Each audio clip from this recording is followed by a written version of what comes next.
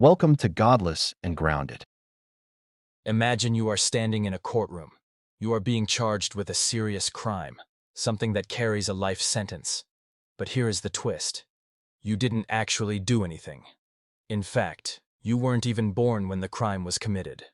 The judge tells you that because your great-great-grandfather stole a loaf of bread, you are born a criminal. You are inherently guilty. And unless you spend your whole life begging for forgiveness for a debt you didn't rack up, you deserve the worst punishment imaginable. Most of us would call that a legal nightmare or a gross human rights violation. Yet, this is the core logic behind the doctrine of original sin.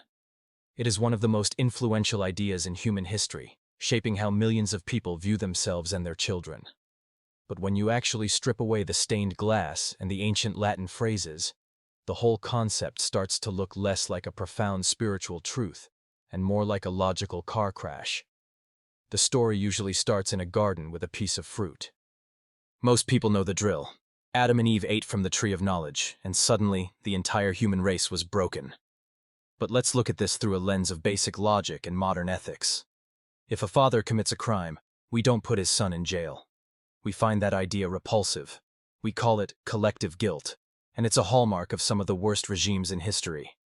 If a human judge sentenced a baby to prison because its parents were thieves, we would call that judge a monster. Why then do we accept this as a moral foundation when it comes to theology? The idea that guilt can be inherited like a genetic disease contradicts every modern sense of justice we have. Guilt, by definition, requires an action. You can't be guilty of being born. One of the strangest parts of this whole setup is the idea of knowledge. In the story, Adam and Eve eat from the tree of knowledge of good and evil. Before they ate that fruit, they literally did not know the difference between right and wrong. Think about that for a second. If you have a toddler who doesn't understand that fire is hot, or that hitting is bad, and you tell them not to touch a cookie jar, and then they do it, do you blame them for the rest of their lives? Of course not. They lacked the moral capacity to understand the consequences of their disobedience. By the story's own logic, Adam and Eve were morally illiterate until after they ate the fruit. Punishing them, and every single person who ever lived after them, for an act committed in a state of ignorance is the definition of an unfair trial. Then, there is the biological problem. We know, through a mountain of evidence in genetics and paleoanthropology, that the human population never dwindled down to just two individuals. We evolved in populations. There was no single first couple to pass down a spiritual curse. If Adam and Eve didn't exist as literal historical figures, then the fall of man didn't happen as a single event. And if there was no fall, there is no original sin. If there is no original sin, the entire need for a savior to fix that specific problem evaporates. It's like a doctor trying to sell you a very expensive cure for a disease that doesn't exist. Evolution shows us that sinful behaviors, like selfishness, aggression, or tribalism, aren't some supernatural stain. They are survival mechanisms. We didn't fall from a state of perfection. We rose from a state of basic survival. We aren't broken angels. We are slightly smarter apes trying to figure out how to live together. Let's talk about the psychological impact of this idea. From the moment a child is born in many traditions, they are told they are bad or fallen. They are told they need to be washed clean of a stain they didn't put on themselves. This creates a fundamental sense of self-loathing. If I build a bridge and I know for a fact it will collapse when a truck drives over it, I can't blame the truck for the crash. I'm the engineer. I'm the one who designed the failure into the system.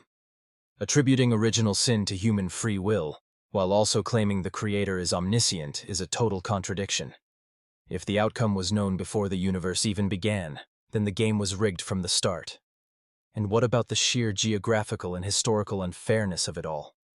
For thousands of years, there were entire civilizations in the Americas, in Australia, and in the Far East who had never heard of the Garden of Eden, the forbidden fruit, or the supposed cure for their souls.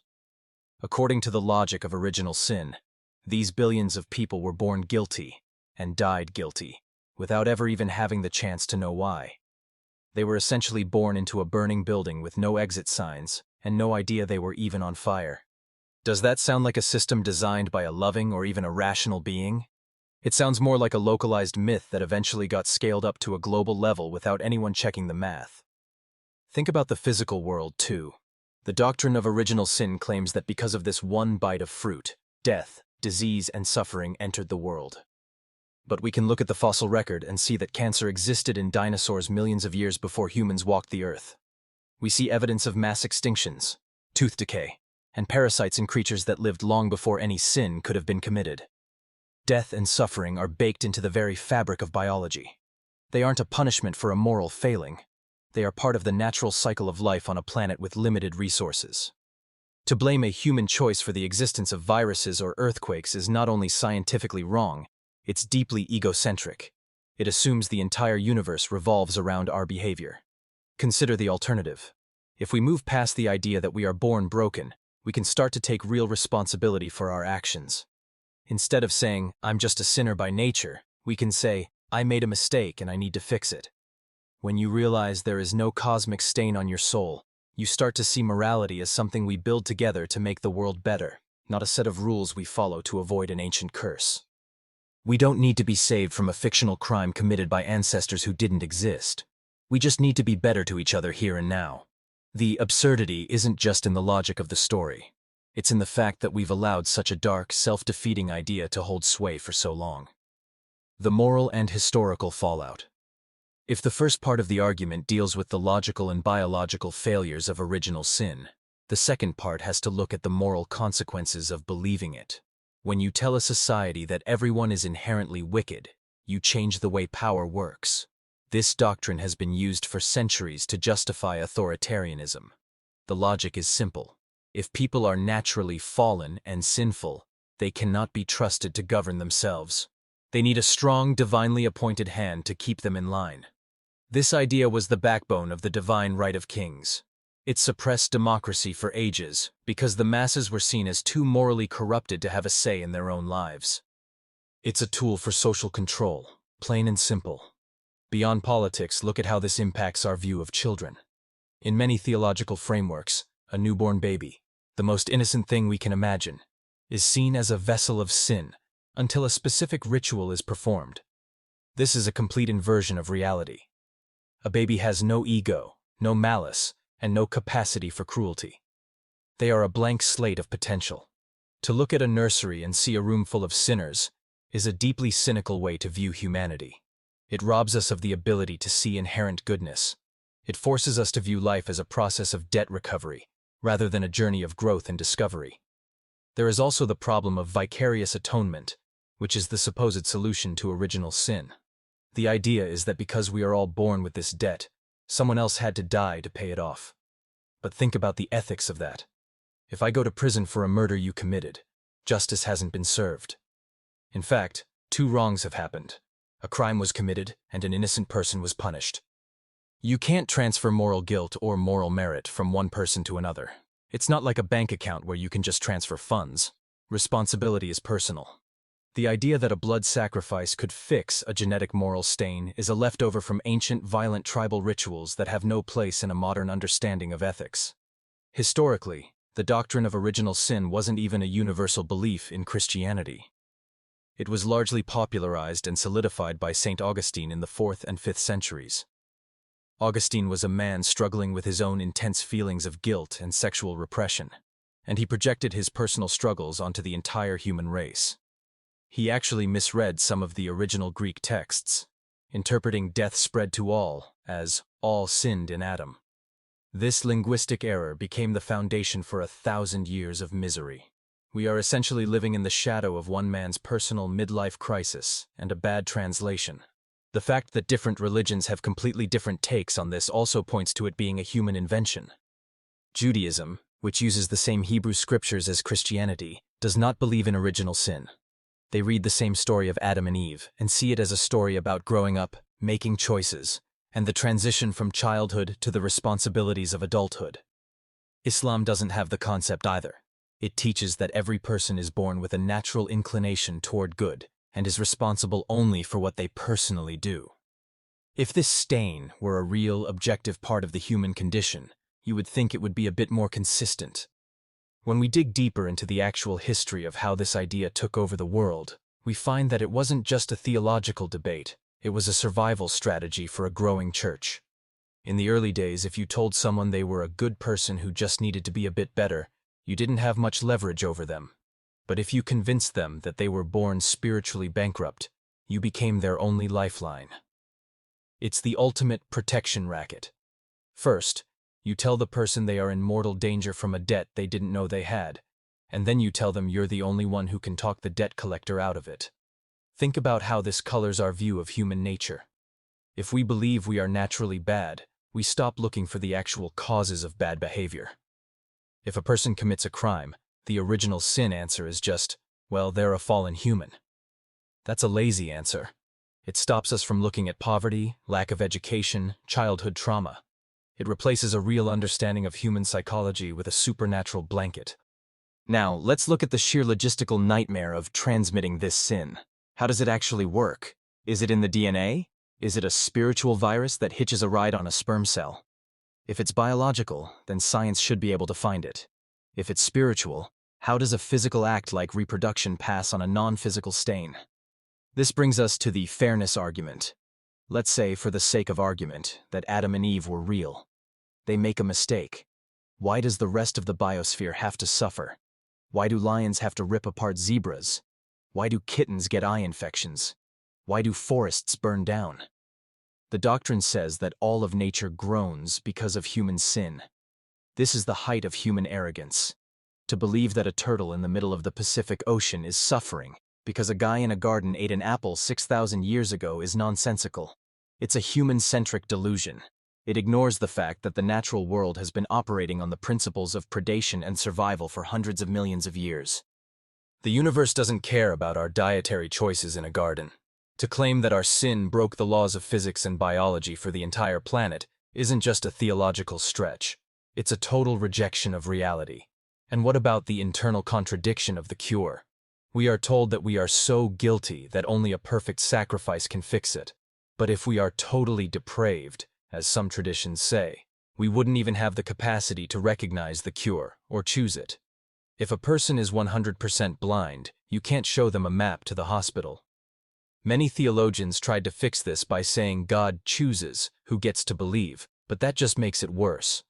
That means God creates people with a disease they didn't ask for, and then only gives the medicine to a few favorites, while letting the rest suffer forever for a crime they didn't commit. This isn't a story of love. It's a story of a cosmic lottery where the deck is stacked and the house always wins. Let's look at the legal absurdity here. In any sane legal system, there is a statute of limitations. Even for terrible crimes, there is a point where the law moves on.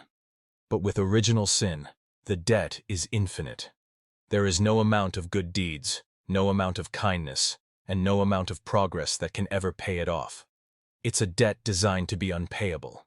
Why? Because an unpayable debt is the best way to keep a person in a state of permanent submission. If you owe me $10, you pay it, and you're free. If you owe me your soul for an infinite crime, I own you forever. Original sin is the terms and conditions of religion that nobody ever reads, but everyone is forced to sign. We also have to talk about the problem of the snake. If God made the snake, and God knew what the snake would do, then the snake was just a hitman for the creator. If I put a venomous snake in a baby's crib, I don't blame the snake when it bites the baby, and I certainly don't blame the baby. I blame the person who put the snake there. The story of original sin tries to shift the blame onto the victims of the setup. It's victim blaming on a cosmic scale. It tells us that we are responsible for the flaws in the design. If a car's brakes fail because the manufacturer used cheap parts, the manufacturer doesn't get to sue the driver for crashing. Yet, the doctrine of original sin says the manufacturer is perfect, and the car is just evil for braking. Think about the real-world facts of human behavior. We see altruism in dolphins, in primates, and even in rats. They help each other. They share food. They mourn their dead. They didn't have a fall, and they don't have a savior. They just evolved to realize that cooperation helps everyone survive. If sin is just a word for acting selfishly, then we don't need a supernatural explanation for it. We just need to understand that we are a work in progress. We are an early version of a social species. We have bugs in our software because we evolved in a harsh world where you had to be selfish to survive. That's not a sin. That's history. When you move away from the absurdity of original sin, you don't become a bad person. In fact, most people find they become more compassionate. You stop judging people based on their spiritual status and start judging them based on their actions. You realize that everyone you meet is struggling with the same messy, beautiful, difficult biological heritage. We are all in this together, trying to make sense of a universe that didn't come with an instruction manual. We don't need to be washed of our humanity. We need to embrace it. We need to stop looking at our reflections and seeing sinners and start seeing survivors. The real glory of being human isn't that we were once perfect and fell. It's that we started with nothing and have climbed as far as we have. We don't need a second Adam to fix us. We just need to keep moving forward, leaving the myths of our guilt in the dust where they belong. The concept of original sin is a weight around the neck of humanity. It's a story used to explain away our flaws while ignoring our potential. It's a logical mess, a biological impossibility, and a moral disaster. But once you see it for what it is, a tool of control and a misunderstood metaphor, you are free. You are free to be good because it's the right thing to do, not because you're trying to pay off an ancient imaginary debt. And that freedom is worth more than any pardon a religion could ever offer. One of the most damaging aspects of this doctrine is how it hijacks the concept of goodness and makes it impossible to achieve.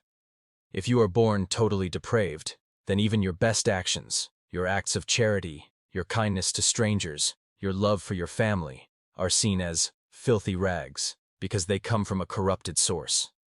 This creates a no-win scenario for the human psyche. It tells you that no matter how much you sacrifice or how hard you work to be a decent person, you are still fundamentally repulsive to the Creator. It's a way of moving the goalposts so that you can never actually win at being a good person. This is why many people who leave these traditions feel a massive sense of relief. They realize they are allowed to take credit for their own virtues. They realize that when they help someone, it isn't because of a supernatural force working through a broken vessel, but because they have a genuine human capacity for empathy. We also have to consider the universal injustice of this system when applied to those who cannot even comprehend the rules. Think about someone born with a severe cognitive disability, or someone who dies in infancy. These individuals are technically guilty of original sin, yet they have no capacity to understand the crime or accept the remedy. Many theological traditions have had to invent complex workarounds, like the age of accountability or limbo, just to keep the system from looking completely barbaric. But these are just patches on a sinking ship. If the rules of the universe were designed by a perfectly logical and just being, you wouldn't need loopholes to keep innocent people from being punished for eternity. The fact that these patches exist proves that even the people who believe in original sin recognize deep down how fundamentally unfair it is. When we step away from this myth, we stop trying to justify the unjustifiable and start building a world based on actual, observable fairness. The doctrine of original sin also creates a bizarre moral monopoly over the concept of a fresh start. We are told that the only way to be born again, or to start over, is through a specific religious doorway. But in reality, the ability to change, to learn from mistakes, and to reinvent oneself is a fundamental human trait. Furthermore, consider the environmental cost of this mindset. If you believe the world is fallen, and essentially a temporary, broken waiting room for the next life, you have very little incentive to take care of it. This cursed earth theology has been used to justify the exploitation of nature for centuries. Finally, look at the social division this creates. Original sin draws an imaginary line through the human race, the saved and the lost. It creates an us versus them mentality that has fueled countless conflicts. It's hard to truly respect someone if you believe they are an unwashed child of wrath who is inherently offensive to the universe. When we remove that labels, the walls come down. We stop looking for stains on our neighbors and start looking for common ground. We realize that there is no them. There is only a we, a single species trying to navigate a vast universe without the burden of an ancient imaginary grudge holding us back.